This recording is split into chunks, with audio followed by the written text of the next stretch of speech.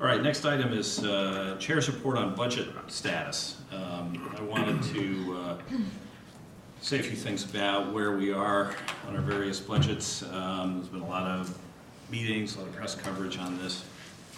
There are three components of our budget that we're working on right now. One is the base operating budget, one is the capital budget, and then one is the special appropriation that we've requested for reconstruction of the special education function in the city. When we originally talked about our budget, Dr. Adamowski had said that he really would have needed about a 5% increase to be able to do everything that he wanted to do, to keep every employee employed and to add all of the other programs on.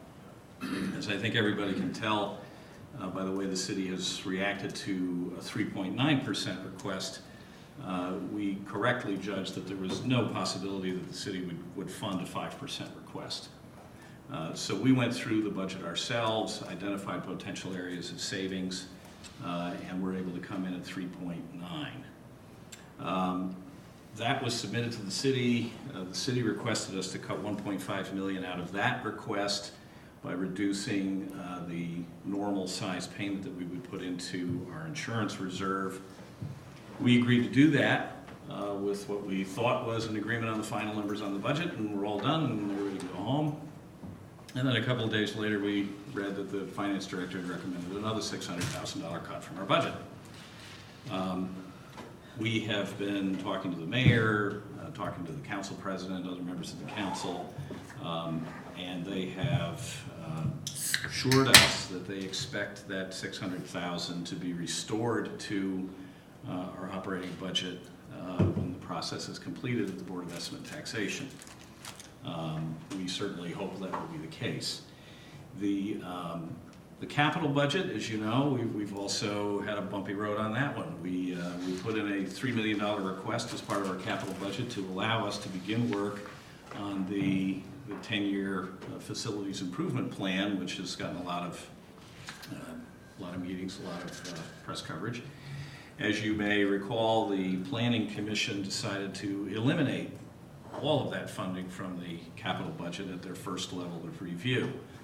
The mayor has, at his level of review, has restored that $3 million to the capital budget. So we, assuming that the Common Council backs up the mayor, which I expect they will, that budget will be in place. That $3 million, of course, was essential for us to make any progress at all towards the implementation of the long-term facilities plan. We were somewhat taken aback by the Planning Commission, but I'm pleased that the mayor is on our side on this one, and it appears that that will get funded, which will permit us to move forward with that long-term facilities plan. The final element of the budget is probably the most complex one, which was our request for $3.6 million to in a special appropriation to allow us to implement fully the recommendations of the CREC report on how to solve the myriad problems in our special education department. We feel that we are well along the way to, we know what we need to do. We have the CREC report, which gives you in great detail the things that need to be corrected. We have a first year's cut at going after the CREC recommendations in the 12-point plan that Dr. Adamowski has proposed. We have created a special education committee of the board, chaired by an individual with a PhD in special education, who we feel can from a board level, bring a sophisticated approach to the way that we're going to implement these things. All we need is the money. And I've analogized this to people about explaining, why do we need this special infusion of money? The metaphor I've used for it is that it's like we're on one side of a mountain chain, the side that's desert. And on the other side of the mountain chain are these verdant valleys. And that's where we want to get. The problem is that to get there, we have to climb over the darn mountain. And to get over the mountain, you need crampons and all the other climbing equipment, and you need supplies, and you need guides who know the way through the mountains. And if you don't have that, you're stuck in the desert forever. And without a special appropriation like this, we basically just stay stuck in the desert. Because we don't have the resources from our regular operating budget to fundamentally change special ed, to create, as Dr. Crevecoeur has said, the complete spectrum of services that we need in order to provide the least restrictive environment, high quality education for special education children in our school system, as opposed to shipping them all over the state in outplacements.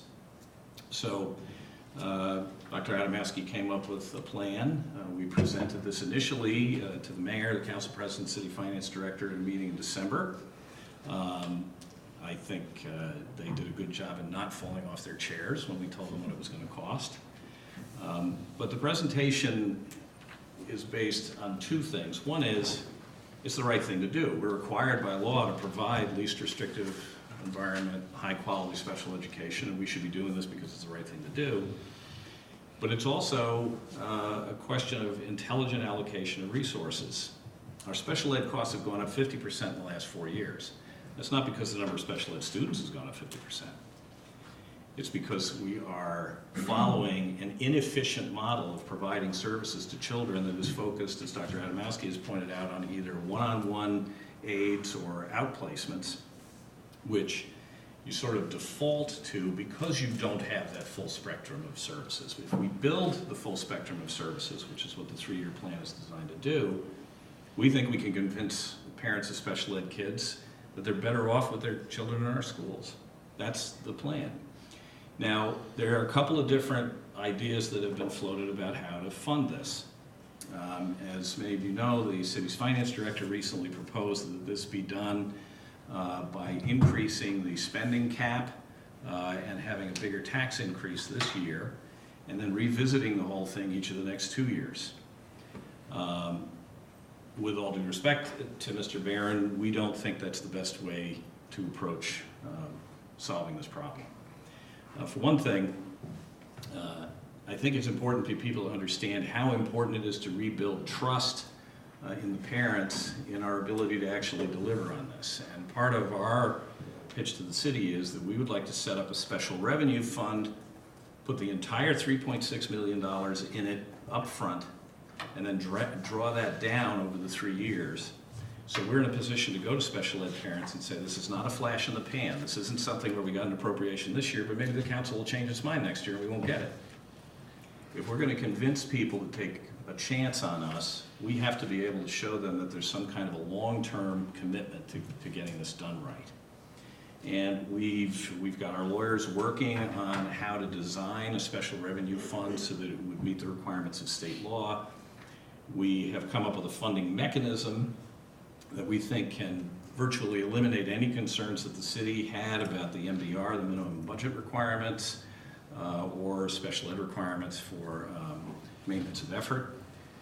And we think that we can do this in a manner that is not only less expensive to the taxpayers, in addition to being more confidence building with special education parents, but it is also very fiscally responsible. One of the, in terms of putting together a plan like this, having been on the Board of Estimate and Taxation myself for 6 years, I'm very sensitive to the concerns of the city on not blowing the tax rate through the roof, and among other things, on protecting the city's AAA bond rating. This is something that several mayors have worked to create and then maintain. We're a rare community that maintained a AAA rating all the way through the Great Recession, which is a real compliment to the people who worked on that, particularly our own finance director now, Mr. Hamilton, who was doing that for the city during the crisis times. But it's very interesting to look at some of the actual numbers on the city's unassigned reserves. And it's important also to make a legal distinction. We have that insurance reserve fund, and there was a lot of talk about, well, there's $18 million in the insurance reserve fund, why don't you just use that money? Some people accused us of being irresponsible because we had built the reserve up. Well, at the end of the day, when you actually crunch the numbers and you allocate that reserve out to money that we know we have to spend it on, to insurance payments that have to be made, et cetera, it turns out there's actually about $1.3 million free in that account, not 18 million or 14 million. The city's reserve, however, is a truly unallocated reserve. It isn't locked into a particular use. It can be used for anything the city wants to. And as of June 30 of 15, it was at about $42 million. And it's interesting that it had grown during the previous year by about $7.7 million. Over the last 5 years, the city's fund reserve has grown from $26 million to $42 million, and a 60% increase in reserve. In fact, we have the largest fund balance of any municipality in the state of Connecticut. The only one that even comes close is Greenwich, and they're about $7 million behind us. That is a real testament to the financial management of this city, that we've built up the biggest reserve in the state of Connecticut. It currently stands at about 12% of GAAP revenues, which may be the highest ever achieved by the city. And that's on the upper end of the 7.5 to 15% range, which is considered ideal for reserves. Now, over the last 3 years, the average growth in that fund balance has been about $4.6 million per year. And if we were to assume that the city this year, with a recovering economy, with new buildings going up all over town, with revenues from permits and stuff and whatnot going up, that with all that, the reserve only grew by half of the rate that it's grown for the last few years. That would be about $2.3 million, which is exactly the amount of money that we're asking the city to put into this special fund for special education. So if that happened, we'd end up, after that appropriation, with the same amount of money in the city's reserve that we have right now, about $42 million. Now, I don't think that $42 million figure is going to, which will be the biggest reserve of any city in the state, is going to bring about any kind of threat to our AAA rating. If we had a AAA rating 5 years ago when we had $26 million in the bank, having $42 million in the bank should make us very comfortable with our AAA rating. So we believe that that appropriating this money in the manner that we've suggested is fiscally responsible, leaves the city with an enormous reserve, a very safe standing in its AAA financial status, and allows us to climb over that mountain, to finally be able to devote the resources that we need to solve the problems of special education.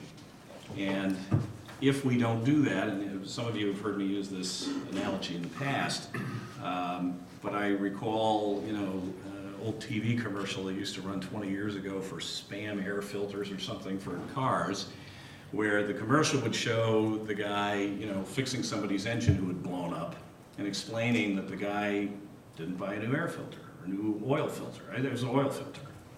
And the tagline for the commercial was, pay me now or pay me later. You can pay me for the filter, or you can pay me to rebuild your engine. If we don't fix the engine, if we don't put the right filters on the special ed system, if we don't fix the problem, then eventually it's just going to blow up. So we can't stick our head in the sand on this. We have an opportunity to make some dramatic changes here. And I will say, the mayor has publicly stated that he supports doing this. The council president has said he supports it. So I don't think there's a question about needing to do it. I don't think there's a question about the magnitude of the funding that's needed to do it. The question is the mechanism to use, and we think that the mechanism of establishing the special fund, putting all the money in it now to create trust on the part of the special ed parents that we're really going to carry this through in a manner that leaves the city in excellent financial condition is definitely the way that we would like to proceed. And I just commenting briefly on the comments made by Mary Gordon and Joe Gianderco, you're right that right now in the immediate future we are looking at tight budgets and the same buildings that we've been stuck in for decades. And this is not a situation that's going to be overcome overnight. The strategic plan for a school system really is going to take 5 years to implement and 10 or more years in terms of addressing the building issues. And the initial stages of changes like that can be very painful for people and fearful for people. And you know, part of the reason why people haven't gotten as much communication as they want is that decisions haven't been made on some of these issues yet. We haven't decided everything that's going to go into the budget. We haven't found out for sure whether the city's going to give us the money we want. We've been assured by the mayor that we'll get the $600,000 that Mr. Barron wanted to cut out of our budget, but if we don't have that $600,000, we're probably going to have to lay off enough employees to cover it. We don't want to have to do that. We're hopeful that the mayor will deliver with the Board of Estimate and get us those budget dollars.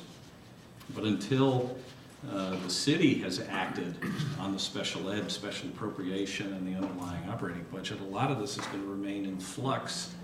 And part of the reason why you haven't heard anything is that we don't know what we're going to do yet. So I certainly want to see good collaboration with the union.